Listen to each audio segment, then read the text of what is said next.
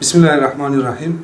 Ekim ayı itibariyle yetimler üşümesin sloganıyla başlattığımız kışlık giyim yardım proje kapsamında bir bot, bir mod dağıtımının hazırlıklarına başladık. Her yıl olduğu gibi bu sene de yetim, öksüz ve kimsesiz çocuklara yönelik giyim yardımını sürdürmekteyiz.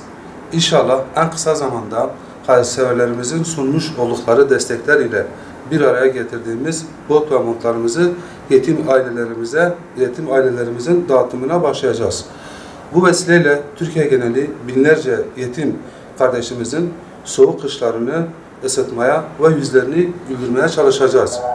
Bu ve bundan sonra devam ettireceğimiz yardım çalışmalarına katkı sunmak isteyen hayırseverler bizzat vakfımıza gelerek veya web sayfalarımızdan belirtilen hesap numaraları üzerinden desteklerini ulaştırabilirler.